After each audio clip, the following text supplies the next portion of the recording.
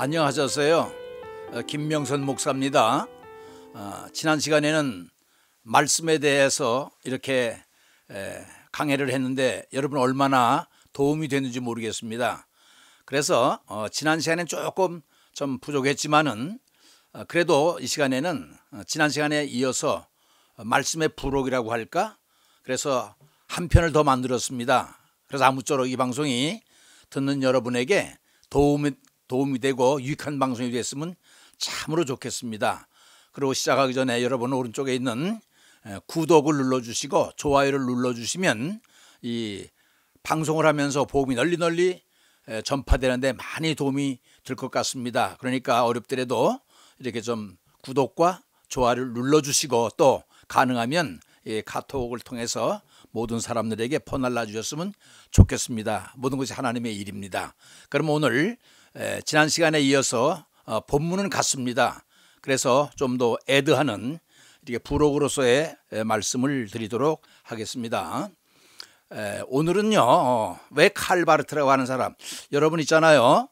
이 사람은 신학자입니다. 그런데 왜 여기다 칼바르트라고 하는 사람을 소개하냐면요, 여러분이 신앙생활을 할 때에 반드시 기억해야 될 신학자 두 사람이 있습니다. 그게 누군가 하니 칼빈이라고 하는 사람과 또 바로 이 오늘 소개하려고 하는 칼바르트라고 하는 사람인데 이건 반드시 기억을 해야 됩니다. 웬관이 우리가 정통주의라고 했을 때에 이 신앙을 바로 갖고 또 말씀을 제대로 전하는 사람의 모델이 되기 때문에 이런 사람들의 사상은 반드시 우리가 배울 필요가 있습니다. 그래서 제가 칼바르트라고 하는 사람, 특별히 말씀의 신학자이기 때문에 말씀이 나왔기 때문에 꼭 이 사람을 소개하고 넘어가려고 특별편을 만들었습니다. 그러니까 수고스러워도 이 칼바르트라고 하는 사람 잊지 마시고 기억하시고 이 사람의 사상이 어떤가 하는 거 오늘 소개할 텐데 여러분 잘 들으셨다가 여러분 신앙에 도움이 됐으면 좋겠습니다. 칼바르트라고 하는 사람, 지난 시간에는 말씀을 얘기하면서 성경적 근거 소개했죠, 그렇죠? 말씀은 하나님이다, 말씀은 예수님이다, 말씀은 성령님이다. 이것이 성경적 근거라고 말씀을 하셨는데 오늘은 실존적 측면에서 말씀을 해석하면서 칼바르트를 소개하려고 합니다. 웬관이 현실적으로 이 칼바르트라는 사람이 말씀에 대해서 아주 중요한 말을 했기 때문에 소개하려고 하는 것입니다. 그의 명성은요, 말씀의 신학자라고 그래요. 보통 신학자 가운데 이게 말씀의 신학자라고 하는 사람이 별로 없거든요. 칼빈도요, 말씀에 대해서 심취하고 말씀의 심오한 진리를 이렇게 전달해 줬지만 말씀의 신학자라고 내용적으로 그래도 이렇게 표면적으로 말씀의 신학자라고 소개하는 사람은 이 칼바르트밖에 없습니다. 그만큼 이 말씀과 연결되어 있기 때문에 연관성이 있기 때문에 소개를 하려고 하는데요. 20세기의 최고의 신학자입니다. 20세기라고 하면은 자유주의가 바람이 불어서 그냥 정통주의가 참 풍전등화처럼 뿌리채 뽑혀가지고 없어지려고 하는 그 위기에 구한 사람이 바로 이 칼바르트거든요. 그래서 이 교황청에서는 그 교황이 토마스 아퀴나스 이후 최고의 신학자라고 극찬하는 사람입니다. 그리고 아까 말씀드렸지만 정통주의, 오소독시 했을 때 이 정통주의라고 하는 것은 제자들, 사도들 또 누구죠? 바울 사상을 어거스틴이 또 그 다음에 이렇게 토마스 아퀴나스, 그 다음에 루터, 칼빈 이렇게 이어지는 정통주의, 복음주의의 맥을 잇는 신학자이기 때문에 이 사람을 소개하려고 하는 겁니다. 이 사람은 정통주의는 아니에요. 정통주의와 똑같은 신정통주의라고 그래요. 그래서 이 사람을 소개하려고 합니다. 이 사람은 말씀에 대해서 뭐라고 얘기했는가 하니 예수님이 말씀이다 그랬어요. 예수님이 말씀, Jesus equal word. 예수님이 말씀이다. 그건 지난번에 얘기했죠. 성경적으로 얘기할 땐 세 가지라고 그랬어요. 누군가가 말씀이 뭐냐라고 물으면 여러분 어떻게 대답한다고 그랬어요? 말씀은 하나님이다. 말씀은 예수님이다. 말씀은 성령님이다. 이렇게 해야지 성경적으로 100점이에요. 그 외에 칼바르트가 지금 얘기한 예수님이 말씀이다. 성경이 말씀이다. 이 사람은요 Bible is word. 성경이 말씀이라고 그랬어요. 또 설교가 말씀이라고 그랬어요. Preaching is word. 요전에 그랬죠. 여러분 누군가가 말씀이 뭐예요? 그러면 여러분 흔히 대답하기를 성경 말씀이 말씀이지. 설교 말씀이 말씀이지. 바로 이분이 이렇게 얘기한 거예요. 세 가지를. 예수님은 말씀이다. 성경은 말씀이다. 설교가 말씀이다. 이렇게 얘기를 했는데요. 여러분 요전에 제가 얘기를 했죠. 성경 다시 한번 짚고 넘어가는데 성경에서 얘기하는 말씀이라고 하는 것은 말씀은 하나님, 말씀은 예수님, 말씀은 성령입니다. 이렇게 정의했죠. 이게 성경적에 근거를 둔 말씀의 정확한 정의입니다. 그래서 말씀을 이렇게 소개했던 거 여러분 기억나시죠? 그래서 했고요. 이 칼바르트는 이제 현실적으로 얘기한 거예요. 예수님은 말씀이다. 그 다음에 성경이 말씀이다. 그 다음에 설교가 말씀이다. 이 세 가지를 말했거든요. 자, 그러면 이 칼바르트 분명히 여러분 기억하셔야 됩니다. 어떤 사람이라고요? 이름은 말씀의 신학자라고 그래요. 그래서 말씀 나오면 꼭 이 사람을 여러분 기억하면 참으로 도움이 되고 이 사람의 신학 사상을 배울 필요가 있습니다. 자, 인적사항을 보겠습니다. 칼바르트 이렇게 하는데요. 칼바르트 하면 이 발음이 독일 발음인데 이 스위스 사람입니다. 스위스 바젤 출신이에요. 그 아버지는 프리츠 바르트라고 그래가지고 베른 대학교 신학교 교수입니다. 신학을 가르치면서 또 교회사를 가르치는 교수였었어요. 이 바르트의 아버지가. 그래서 이 칼바르트는 1886년 5월 10일 누구보다 전에 한번 그분 소개한 거 있죠. 그 행동하는 양심 보네포 20년 차이입니다. 이 사람이. 보네포가 이 사람을 그렇게 좋아했어요. 또 이 사람은 보네포를 아들처럼 생각했는데 20년 차이가 져요. 이 칼바르트 다음에 20년 후에 이제 누가 활동을 하는 거 아니? 이제 보네포 활동을 하는데 원래 이 아버지가 어느 대학교 출신이냐면 베른 대학교에서 신약학이나 교회사를 가르쳤어요. 그래서 이 바르트도 이 베른 대학에 들어갔어요. 베른 대학에 들어갔는데 그 다음에 졸업을 하고 나서 어딜 가려고 하는 거 아니? 한창 자유주의 바람이 부니까 자유주의라고 하는 건 여러분 아시죠? 하나님 중심이 아니라 인간 중심. 또 초월적인 하나님보다 내재적인 하나님, 인간의 이성, 인간의 경험, 인간의 경건, 인간의 철학, 인간 중심으로 아주 회오리 바람을 부는 자유주의가 그때 성행했는데 이 마르부르크가 바로 자유주의 신학계의 바람이 부는 아주 그 당시에는 그 진보주의 신학교였어요. 그래서 이 바르트는 마르크 부르크 이 대학을 가려고 그랬는데 아버지는 베른 대학 나온 다음에 아니다. 아주 보수적인 그 할레 대학이라고 가라고 그러니까 이 싸움이 붙은 거예요. 요새 우리 애국운동 때문에 부모님과 자식 간에 막 한 가정에서 다툼이 일어나듯이 꼭 신앙적인 다툼이 일어난 거예요. 아버지는 보수주의 학교 베른 대학을 가라. 그런데 칼바르트는 안 해요.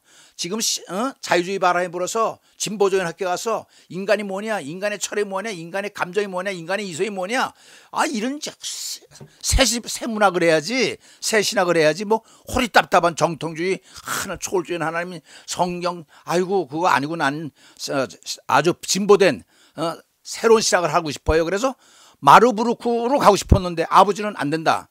베른대학으로 가야 된다. 그래도 맨날 싸움을 하다가 그럼 좋다. 그러면 중도, 보수도 아니고 진보된 중도대학을 가라. 그래서 베를린 대학을 갔는데요. 베를린 대학을 갔는데 아버지는 마음이 안 놓이는 거예요. 아무래도 이거 자유주의 물먹을 것 같아서 강제로 튜빙겐 대학으로 옮겨줘요. 근데 얘는 또 이 칼바르트 와보니까 더 안 맞는 거야. 자기는 자유주의 신학을 하고 싶은데. 그래가지고 결국은 또 그 뿌리추 튜빙겐 대학을 나와가지고요. 마르부르크에 가서 졸업을 해요. 그러니까 가만히 보면요. 어쩔 수 없이 자유주의를 먹게 된 거예요. 그 당시에는 그게 새 신학이니까, 새 학문이니까. 그렇지 않겠어요? 호리토탕을 누가 배우려고 그러겠어요? 아마 그랬던 것 같아요. 그래서 가서 결국은 이 스승들, 신학자들을 보면요. 또 목회자들도 어느 신학교에 가느냐가 중요하고요. 가서 어느 교수 밑에서 사사를 받느냐 굉장히 중요합니다. 왜냐하면 거기서 신학 사상이 이렇게 영향을 받게 되면 신앙 노선이 달라지기 때문에 이 대학에 가서 교수들의 그 영향받는 게 엄청나게 커요. 그런데 이 베를린 대학인 하르낙이라고 하는 교수, 또 마르부르크라고 그랬죠. 이 자유주의, 해밀턴 같은 유명한 자유주의 신학자들입니다. 이 사람들은. 그 사람들이 배우니까 자연히 이 칼바르트 자유주의 신학이 이제 주입이 되니까 자유신 노선으로 나가는 거예요. 그래가지고선 이제 나중에 또 나오겠습니다만은 일단 표면적으로 인적 목회는 어떻게 했느냐. 그 졸업한 다음에 1909년 자펜빌이라고 하는 스위스에 있는 자기 고향으로 돌아오지요. 원래 스위스 사람이니까 독일에 가서 공부하고 돌아와가지고선 10년간 목회를 해요.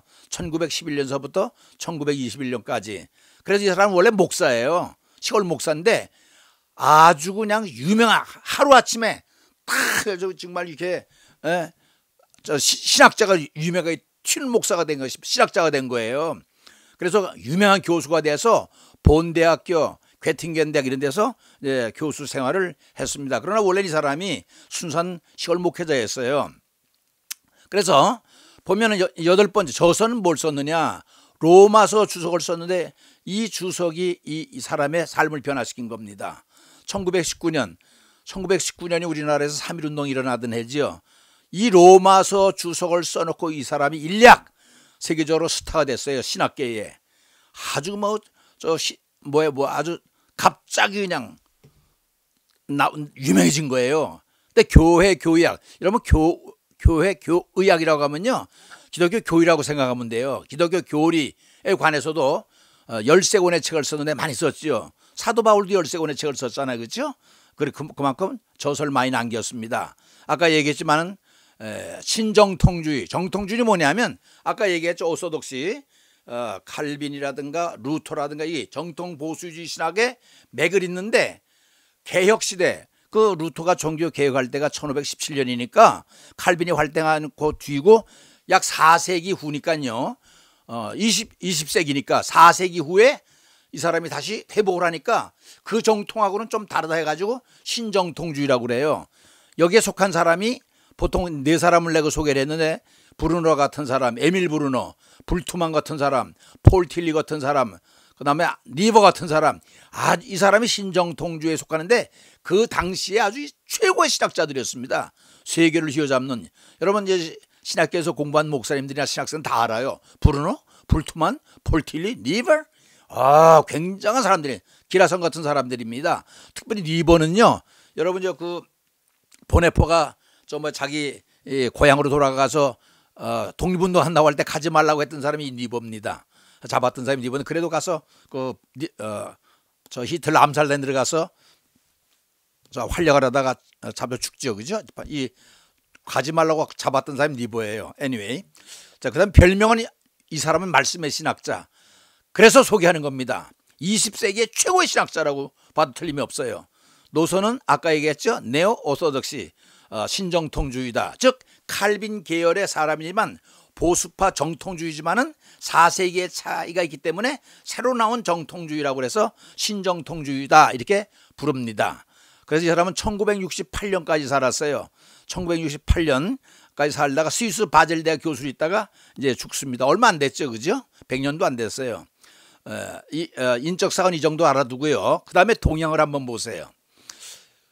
이 사람은 이제 노선이 아까 자유주의라고 그래서, 왜냐면 자유주의 신학을 나왔으니까. 마른부르크 신학대학이 자유주의 신학인데 거기서 그냥 뭐 하르낙이나 그 다음에 해밀턴 같은 유명한 자유주의 신학자한테 물을 먹으니까 어쩔 수 없이 이 사람도 자유주의 신학을 주장하게 돼요. 그런데 어느 날 하루아침에 보수주의로 전향을 해요. 근데 전향 동기가 뭐냐면 여기 벽돌 색깔로 칠해놨죠. 하나는 1차 대전이고 두 번에는 자펜빌 목회인데, 여러분 얘기했듯이 이 사상을 바꾸어 놓는 것은 두 가지 경우가 있습니다. 전쟁이 일어나거나 또 과학이 발달될 때에 어떤 새로운 기계가 나왔을 때에 그 사상을 바꿔놔요.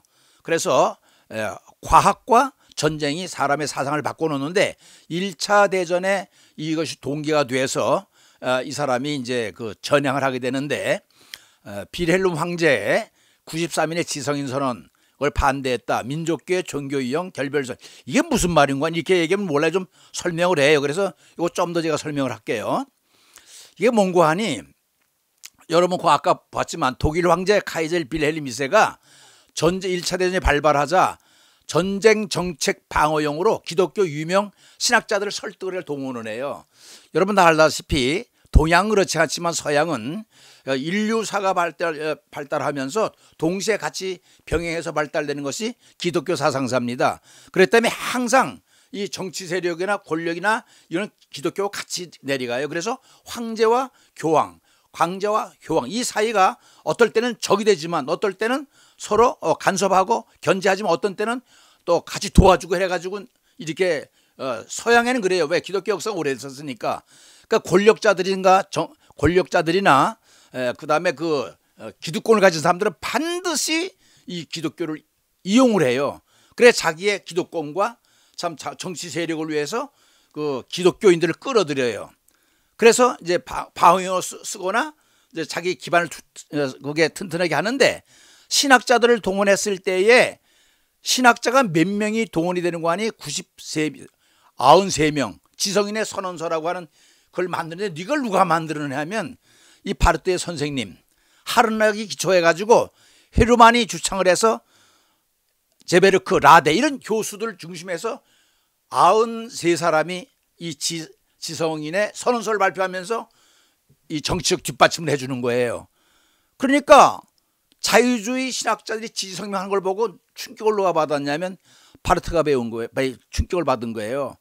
그들의 신학 철학, 정치적 이념과 입장에 대해서 환멸을 느끼는 거예요. 아, 신학은 그게 아닌데 어떻게 저렇게 정치에 둘러있으나 특별히 기라성 같은 선생님들이 왜 정치에 좀 해서 방어막이 되느냐 해가지고 이용당하는 걸 보고선 아하 여기 희망이 없다. 그래 장래성이 없다. 하고선 돌아서는 거예요. 꼭 여러분 이거 아세요. 기득권자나 정치인들이 독재자들이 기독교를 이용할 때 반드시 민족을 이용해요. 민족교회, 민족주의. 여기서 가만히 보세요. 뭐 민족이 하나 된다, 평화다, 평등이다. 이 거창을 내보내 이렇게 겉으로 이게 선전을 하면서 그걸 표방을 하면 주장을 하면서 이제 뒤에서는 자기 기득권 세력을 이제 유지하려고 노력하는 거죠. 바로 이런 건데 바로 이거 93인의 지성인의 선언 이것이 누구야 이 바르트한테는 큰 충격을 줘요. 더군다나 자기 선생님들이 앞장선 걸 보고선 거기서 실망을 하는 거지요. 자, 그다음 보세요. 또 하나는 뭐냐면 거기 보면요, 그 자펜빌 목회라는 게 있죠. 근데 이 사람이 그 대학을 졸업하고 그 자펜빌에 가서 시골 어디냐면 여기 자펜빌은요 스위스예요. 공부는 독일에서 했지만은 자기 스위스 돌아와 가지고선 어떤 목회를 하는 거 아니? 바로 독일에서 이민 온 스위스에서 거주하고 있는 독일어를 사용하는 그 사람들을 이제 목회를 하는 거예요. 근데 무슨 운동을 하느냐? 자유주의를 배웠기 때문에 종교 사회 운동을 하는 거예요. 노동자의 권익, 인권, 사회 정의, 저임금, 노동조합. 복음을 전해야 될 텐데 이런 것만 전하고 있는 거예요. 에? 그러니까 이 사람이 가만히 자펜빌 목회 이렇게 하다 보니까 무슨 문제가 생기는 거 아니? 설교의 갈등을 느끼는 거. 왜? 자기 배운 지식이 사회정의라든가 노동자의 권익 이런 문제를 자꾸 설교하는데도 교인들의 반응이 없는 거예요. 내 설교가 문제가 있나? 이렇게 설교할 때마다 어려움을 겪으면서 설교에 대한 갈등을 느껴요. 그렇지 않겠어요? 자유주의 입장에서 설교를 하는데 종교 사회운동을 하고 노동자 뭐 권익 어쩌고 인권이 어쩌고 사회적인 어쩌고 그러니까 교인들은 말씀을 듣고 은혜를 받으러 왔는데 자꾸 사회적인 이런 얘기를 하니까 그게 먹혀 들어갔어요. 그러니까 갈등을 느끼게 되는 거죠. 그렇죠? 그래 이거 교인들은 사늘한 반응을 통해서 이거 왜 이러네 왜 이러지? 이렇게 이제 회의를 느끼는 거예요. 무엇이 문제인가? 내 생각에 문제가 있단 말인가? 왜 이렇지? 고민을 하는 거예요.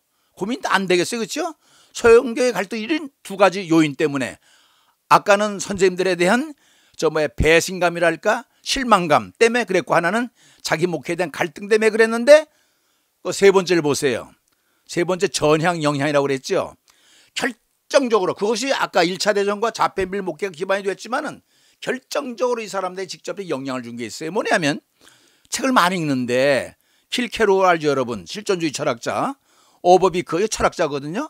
그 다음에 도스토옙스키 소설 읽어보니까 이 사람 다 예술 믿는 사람인데 이 사람들의 책을 읽어보니까 자기하고 신앙관이 다른 거예요. 왜 그렇지? 왜 그럴까? 그럼 둘 중에 하나 틀렸다는 거예요. 내가 믿는 신앙하고 신앙 노선하고 이 사람들 신앙 노선 다른 거예요. 여기 토스토예브스키라는 사람 나오죠. 이 사람이 뭘 썼죠? 이 사람은 러시아의 3대 문호 가운데 한 사람 들어가지요. 토스토예브스키의 이 사람이 뭘 썼냐면 죄와벌, 그 다음에 까라모주카 형제들 이걸 썼고, 그 다음에 유명한 사람 또 있지요. 부활을 쓴 톨스토이, 그 사람하고 또 하나 푸시킨. 이 사람이 세 사람이 3대 문호로 제가 알고 있게 고등학교는 그렇게 배웠는데 3대 문호예요. 이 사람들 글을 읽어보니까 기독교인들이 나하고 다른 거야. 그럼 왜 그럴까? 그래서 이 사람이 그럼 내 신앙에 문제가 있는가 해가지고 신약선서를 다시 읽기 시작을 했어요. 그때 읽은 것이 바울서신인데 바울서신 가운데 로마서를 읽은 거예요. 이게 웬일입니까? 아직까지 수십 번 읽었던 성경이었는데 그때 딱 보니까 처음 보는 것 같은 생각이 드는 거예요. 이 성경이 길이 보이는 거예요. 눈이 띵그래가지고 아주 심취해서 읽었어요.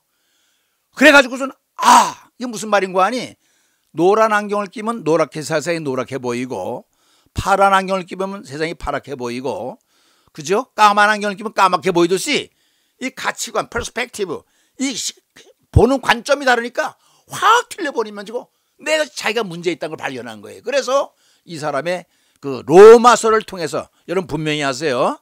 로마서를 읽어서 다 변화돼요. 바울도 그랬지만은 어거스틴도 로마서 때문에 그랬죠. 루터도 그랬죠. 칼빈도 그랬지. 바르트라고 이 사람도 로마서를 읽다 그냥 완전히 변하는 거예요. 제가 생각나서 말씀드리는데, 여러분 제 방송을 들으면서 유익한 점이라든가 교육적인 면은 있겠지요. 그러나 그렇게 알아두면 이 방송 보지 마세요. 왜냐하면 시간이 아까워요. 여러분 제 말씀보다도 여러분의 담임 목사 설교 더 수준 높을 거예요. 이거 들어봤자 머리 하나 더 그냥 하나 상식 알아두는데 그러면 읽을 필요 없습니다. 이 로마서는요, 저는 이 로마서를 강의하면서 방송하면서 하나님께 기도하는 게 있었어요. 사도 바울이 변화되듯이, 어거스틴이 변화가 되듯이, 루터가 종교개혁을 했듯이, 바르트가 변화되듯이 이 로마서 공부를 하면서 전부 변화시켜달라고, 그래서 하나님을 바로 알게 해달라고. 그래서 이 로마서는 변화의 책이기 때문에 여러분이 변화가 되려면 이 책을 기대하면서 읽어도 되지만은, 변화될 생각 없고 맨날 지식과 상식을 알아두려면요, 그거 쓰지도 못할 지식 알아둬서 뭐래요. 이 방송 안 들어도 괜찮아요. 조회수 안 올라가도 괜찮으니까 그냥 안 듣는 게 좋아요. 그러나 내가 한번 내 자기 신앙은 여러분이 알잖아요. 내 신앙이 이래서는 안 되겠다, 변화를 받아야 되겠다 하면 여러분 이 방송을 꼭 들으시고, 사람을 변화시키는 건 성령님이에요. 성경 말씀을 통해서 변화되는 거예요. 내가 말씀을 자꾸 강조하는 이유는 뭐냐면, 말씀이 가는 곳에 성령이 따라가고 말씀에서 성령이 흘러나오기 때문에 성령이 아니고서는 변화되지가 않아요. 그래서 이 로마서를 들으면서 여러분 꼭 변화되길 원해요. 사실 제가 미국에 나와서 이거 요한복음 출판하려고 나왔어요. 제가 책 10권을 출판했는데 이번에 요한복음을 출판하려고 출판사 사장과 다 만나고 출판하려고 했을 때 3일 금식을 했어요. 하나님, 이번에 책이 잘 전달될 수 있도록 좋은 책 만들게 해주세요라고 3일 금식하는 가운데 하나님께서 저에게 요한복음을 하지 말래요. 로마서를 하라고 그래요. 그리고 책은 요새 안 보니까 책 하지 말고 방송을 하래요. 그래서 이 방송을 그렇게를 쓰면서 참 문외한이니까 방송에 대해서는 제가 그래서 이 로마서를 시작하게 됐는데, 지금도 이 준비하면서 하나의 기도가 뭐냐면, 이 방송 듣는 사람 모든 사람이 변화됐으면 좋겠다. 아픈 사람은 건강한 사람 되고, 문제가 있는 사람은 문제 해결하고, 정말 이 로마서를 통해서 완전히 변화받는 그런 방송이 되게 해달라고 간절히 기도를 하는데, 여러분 어떻게 생각하는지 모르겠지만은 여러분의 신앙은 여러분이 잘 아니까 이 방송을 통해서 다 여러분 변화됐으면 정말 좋겠어요. 그것이 제가 이 방송을 하는 목적이 되겠습니다. 얘가 다른 데로 흘러가는지 모르겠는데, 바로 이 로마서를 통해서 그래서 이 사람이 뭘 썼냐면 1919년에 뭘 썼다고 그랬죠? 로마서를 쓰잖아요. 로마서 주석을 써요. 그래서 인력 스타가 돼버려요. 그래서 이 사람이 자유주의가 얼마나 범람하는지, 아주 이 정통주의는요 뿌리채 뽑혀가지고 흔적도 없어질 뻔했어요. 여러분은 우리 메가더 장군이 인천 상륙작전 할 때에 공산군이 경상도까지 부산까지 내려갔다고 그랬잖아요. 낙동강까지. 낙동강만 넣으면 부산 싹 쓸면 공사나 되는데 안 됐잖아요. 마찬가지로 그 부산만 남았다는 것처럼 몽땅 다 자유주의가 휩쓸어가지고 정통주의는요, 보수신앙은 숨도 못 쉬었어요. 아주 뿌리치고 없어질 뻔했는데 이 바르트 때문에 다시 소생하게 된 거예요. 회복이 됐어요. 그래서 자유주의를 일순간에 격파하고 타격 쏘아주는 하루아침에 스타가 된 사람이 바르트예요. 무엇으로? 말씀으로. 그 사람이 유명해지니까 시골교회 목사였는데 괴팅겐 대학, 민스터 대학, 본 대학에서 이제 교수 생활하게 되죠. 그래서 나치 운동하는데 아까 그랬죠. 자기 선생님들이 93인의 지식선언서 하는 거 보고서 실망을 해가지고 그들이 뭐 민족교회를 하는 바람에 안 되겠다. 발음의 선언을 이 바르트가 작성을 해요. 그래서 고백교회를 만들어요. 누구냐? 고백교회는 그 보네포가 활동하던 데 안에 똑같아. 노선이. 예? 보네포하고. 그래가지고 저항 운동을 해요. 그러니까 어떻게 되겠어요? 대학에서 쫓겨나지요. 쫓겨난 정도가 아니라 강단도 쫓겨나고 독일에 살지도 못하고 책도 출판 못하고 쫓겨나요. 그래가지고 다시 스위스로 돌아가게 되는데 그런 배경을 갖고 있어요. 이따 또 나옵니다. 그래서 아까 신정통주의 말씀의 신학자 아까 설명했지요. 그건요. 이제 이따 이분에 대해서도 알게 될 거예요. 신학 사상을 봐야 돼요. 신학 사상을 보면은 이 사람의 중심 사상은 뭐냐면 철저한 하나님 말씀의 신학자예요. 나는 이 사람이요, 말씀자만 나와도 나도 그냥 경기를 일으키는 사람이 너무 좋은 거야 그냥. 그래서 이 사람을 부득불 여러분에 소개하려는 건 뭐냐면 난 말씀을 좋아하니까 이 사람이 말씀의 신학자 내가 너무 좋아하는 거예요. 또 뿐만 아니라 이 사람은 그리스도 중심이에요. 생각을 해보세요. 신학자가, 목회자가, 그죠? 다들 뭐 철학이니 뭐 공학이니 그다음에 문화니 이런 걸 얘기를 하는데 하나님 말씀 그저 중심적으로 얘기하는 사람이 어디 있어요? 얘기하면 저 곁다리를 조금 얘기하지만 이 사람은 아예 이 사람 신학 사상 중심이 말씀이에요. 그리스도 중 얼마나 멋있습니까? 그렇잖아요. 그래서 제가 좋아하는 거예요. 이 사람이 탁 떠오르면서 무슨 말 한 거 아니? 하루아침에 인류 스타가 됐다고 그랬죠. 자유주의가 다 범람하고 자유주의가 좋은 줄 알 때 딱 나서면서 하는 말이 하나님은 하나님이다. God is God. 니들이 갖고 놀 거 아니야. 초월적인 하나님, 호리톱탑 하나님, 성경이 우스워? 그게 아니라 하나님은 너희들이 좌지우지하는 그런 분이 아니야. 하나님은 하나님이다. 이거 제 일성 딱 주장하면서 두 번째는 뭐냐면 예수 그리스도 안에 말씀이 실제내지 한다. 예수 그리스도는 말씀이라는 거예요. 세 번째 뭐냐? 하나님 말씀 외에 신학은 불가능하다. 필요 없다는 거야. 철학, 경험 철학, 이성 철학, 칸트 철학, 실전 철학, 모든 신학은 말씀에서 해야지 어디 철학에 대해서 말도 안 되는 거 딱 거부해버리는 거예요. 그래서 나의 결정적 추구는 성경을 통해서 신학을 세우는 거다. 여러분 제대로 된 신학자 아닙니까? 근데 오늘날요 여러분 신학교 가면요 신학을 배우지 신앙은 못 배워요. 그래서 꼭 그런 건 아니지만은 신앙 다 팔아먹고 신앙만 하고 나오니까 이상한 소리 하면서 교회가 안 되는 거예요.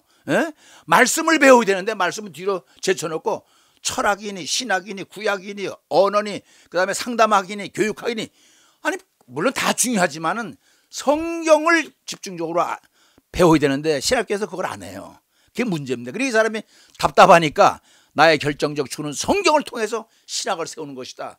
이거 그 당시에는 이거 어려운 말이었는데요. 어때요? 여러분 이해 갑니까? 이 사람을 그렇게 내가 좋아하는 이유가 바로 여기 있는 거예요. 그 다음 보세요. 두 번째로 하나님은 그리스도를 통하여 세 가지로 알려진다. 아까 그랬죠. 예수님이 말씀이다. 성경이 말씀이다. 설교가 말씀이다. 다른 건 몰라도 여러분 이것만은 기억하세요. 칼바르트라는 사람이 얘기한 거 이거예요. 예수님은 말씀이야. 성경이 말씀이야. 설교가 말씀이다. 이걸 꼭 기억해 두시면 감사하겠습니다. 그 다음에 모든 신학의 근본은 그리스도라는 거예요. 이렇게 말하기 어렵거든 신학자가요. 신학교 교수들도 이렇게 말 안 해요. 그의 신앙은 철저하게 그리스도에게서 시작해서 그리스도로 끝나. 얼마나 멋있습니까? 하나님은 단지 계시에 의해서 알려지며 그 계시가 바로 예수 그리스도다. 하나님의 존재가 역사 속에 들어와서 보여줬는데 그분이 바로 예수 그리스도라는 거예요. 그리스도를 알 때 인간이 죄인이라는 것, 죄가 무엇이며 인간의 무엇을 의미하는지 알 수. 이게 무슨 말인 거 아니에요? 요전에 그랬죠 제가. 여기에 밥알이 하나 묻었는데 묻었는지 안 묻었는지 몰라요. 그러나 거울을 딱 보니까 이거 뭐 묻은 거 발견되듯이 예수 그리스도를 통하지 않고서 내가 죄인이라는 게 발견 안 된다는 거예요. 그래 성경을 통해서 예수 그리스도를 통해서 내가 죄인이라는 것, 인간이 죄인이라는 것을 알게 된다는 얘기입니다. 얼마나 멋있는 사람이에요. 첫째, 그 사람이 주장하기는 하나님은 아버지, 아들, 성령. 이거 삼위일체 아니에요. 그죠? 둘째, 아들은 아버지의 말씀과 형상이다. 예수 그리스도가 말씀이라는 거예요. 하나님이 형상이라는 거예요. 왜? 말씀이 뭐라고 그래요? 말씀은 하나님, 말씀 예수입니까? 그 말씀이 아들도 말씀이니까 당연한 거지, 형상이. 세 번째, 성령 그 형상이며 말씀을 전달하는 힘. 이게 멋있어요. 성령은 힘이에요. 파워예요.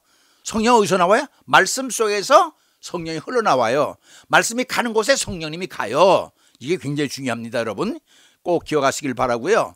자, 이게 참고는 뭐냐면 시간이 없기 때문에 대충 이런 얘기를 몇 가지 하면은 여러분이 좀 이해가 될 것 같아서 얘기를 하는데, 예수님이 1차적이고 성경과 설교는 2차적이다. 이게 뭔 말인 거 아니? 아까 그랬죠. 예수님 말씀, 성경도 말씀, 설교 말씀인데 그걸 또 구분해서 예수님이 1차적이고 성경과 설교는 2차적이다. 왜 2차적이라고 그랬느냐 하면 설교는 성경은 사람이 썼기 때문에, 사람은 완전하지 못하기 때문에. 그런데 성경과 설교는 사람이 쓴 것이기 때문에 2차적이라고 했더니 이거에 대해서 공격을 많이 해요. 여러분, 바르트가 훌륭한데요, 공격받는 이유가 여기 있어요. 왜? 성경과 설교는 사람이 한 것이라 잘못이 있을 수 있다 이거예요. 근데 사실은 잘못이 있어서 이걸 오류화하는데 이게 어디에 걸리는 거 아니? 성경의 무어성, 성경이라는 것은 잘못이 없다라고 하는데 오류가 있다, 이게 오류가 있다고 말을 한 게 아니에요. 성경과 설교는 사람을 쓴 것이기 때문에 완전하지 못하다 얘기했는데, 사람들이 어디 성경이 이게 어디에 오류가 있단 말이 공격을 막 하는데, 사실 이 사람의 생각은요, 예수님을 더 강조하기 위해서 1차적이고 예수님 완벽하다는 것을 증명하기 위해서 성경과 설교는 2차적이라고 얘기했는데, 이것이 사람들이 성경은 오류가 있다 해서 비판하는 거예요. 그게 무슨 말을 하는 거예요? 성경과 하나님의 말씀은 동일하지 않다. 이게 바로 뭐냐면 사람이 썼기 때문에 그렇다는 거야. 하나님의 말씀은 틀림없는데 성경은 사람이 쓰지 않았냐, 오류가 있을 수 있다, 이 말 때문에 사실은 이게 성경에 오류가 있다는 것보다 예수님이 더 완벽하다는 강조하다 보니까 1차, 2차다 보니 이런 차이가 생기기 때문에 사람들이 이것을 생각해서 이 바르트를 공격을 해요. 또 이 사람은 하나님의 초월성을 너무 강조해요. 왜? 하나님 절대주의니까. 근데 이 자유주의는 뭘 중심해요? 인간 중심으로 하잖아요. 하나님의 초월성을 주장하는 말, 이 자유주의는 인간의 내재성, 역사 속에 들어온 내재성을 강조하니까, 이건 뭐 전설 따라 삼천리 모양 구닥다리처럼 노인네처럼 하나님의 초월성 성경 최고다 막 이렇게 얘기하니까 이 사람 좀 문제 있는 게 아니냐. 너무 초월성을, 하나님의 절대성을 강조한다는 거예요. 이게 문제가 있다고 이렇게 지적을 해요. 소개시켜드리는 겁니다. 그는 철저히 그리스도 중심 말씀의 신학자다. 설교자는 하나님의 말씀을 선포, 교수는 그걸 가르쳐야 된다. 이게 무슨 말인 거 아니? 설교하는 사람이 하나님의 말씀을 전파해야지 철학을 얘기하고 뭐 문학을 얘기하고 경험을 얘기하고 감정을 얘기하고 이성을, 물론 그것도 필요하지만은 설교자는 하나님의 말씀을 선포해야 된다는 거예요. 여러분, 저도 감동받은 게 있는데 요한복음 4장 34절에 보면 뭐라고 그랬냐면, 하나님이 보낸 사람은 하나님의 말을 하나니 이는 하나님께서 성령을 한없이 주신다. 무슨 말인 거 아니? 하나님이 보낸 사람 하나님의 말을 하라는 거예요. 그런데 가만히 보면 오늘 강단에서요, 철학을 얘기하고 과학을 얘기하고, 물론 필요치 않은 건 아닌데 핵심을 놓친다는 거예요. 설교는 하나님의 말씀을 선포해야 되고, 신학교 교수는 뭘 가르쳐야 돼요? 성경 가르쳐야 되는데 다른 게 더 많이 가르친다니까. 교육학, 상담학, 그렇죠? 성서학, 신약, 구약, 성경을 밀어놓고 문제가 있다는 거지, 이 사람이 볼 때는. 물론 그것이 필요하지 않다는 게 아니라 어디에 포커스를 두냐, 어디에 프라이어티를 두냐 문제인데, 이 사람은 그렇게 강조하는 거예요. 말씀이 중요하다는 거야. 그래서 그를 말씀의 신학자, 변증법 신학자, 위계 신학자 이렇게 보통 타이틀을 붙여주는데, 이건 좀 설명이 필요하기 때문에 넘어갈게요. 신학생들만 알면 돼요, 이건요. 그 다음에 이 사람이 어떤 유명한 사람이 됐느냐면, 자유주의 신학자가 노는 바다에 폭탄을 던졌다. 뭐냐면 자유주의가 범람해가지고 먼 유럽을 휩쓸 때 아주 그냥 정통주의 보수장은 뿌리 뽑혀가지고 완전히 95% 96% 없어지기 직전에 확, 하나님은 하나님이야, 너희들이 갖고 놀면 그런 하나님이 아니야 하면서 이 사람이 하루아침에 그냥 탁 스타트가 나는 바람에 자유주의는 깜짝 놀란 거죠. 그래서 자유주의 신학자가 노는 마당에 폭탄을 던졌다 하면 바로 이 사람이에요. 또 옆에 나오죠. 보네포가 아버지 썸 따랐던 신학자다. 20년 차이니까. 그래서 여러분 얼마나 이해했는지 모르겠어요. 제가 꼭 여러분 기억하세요. 칼빈이라고 하는 사람, 그 다음에 바르트라고 하는 사람은 꼭 기억해야 돼요. 왜냐하면 우리 보수신학 또는 정통주의 신학, 말씀의 신학자, 나는 이 말씀의 신학자이기 때문에 좋아하는 거예요. 그러니까 여러분이 꼭 이 사람을 기억했다가 여러분의 신앙생활에 도움이 됐으면 참 좋겠습니다. 여러분 얼마나 이해가 되는지 모르겠어요. 참 제가 좋아하는 사람보다도 여러분이 좋아해야 돼요. 왜? 말씀의 신학자니까. 신학이 뭐예요? 신앙을 잡아주는 게 신학 아닙니까? 그렇죠? 근데 이렇게 건전한 신학으로 잡아주는 건 굉장히 여러분에게도 필요하다고 생각이 듭니다. 그래서 꼭 기회 되시면 한번 이 칼바르트에 대해서 관심을 가지고 훌륭한 사람이로거나 이렇게 알아두면 참 고맙겠습니다. 자, 얼마나 이해하셨는지 모르겠습니다. 잠깐 기도하겠습니다. 고마우신 아버지 하나님, 오늘 이 시간에는 말씀의 부록으로서 칼바르트라고 하는 사람을 소개를 했습니다. 이 사람 말씀의 신학자요, 또 예수 그리스도가 이 신학의 중심을 이루는 까닭에 정말 우리가 배워야 될 거, 정말 훌륭한 신학자이기 때문에 소개를 했습니다.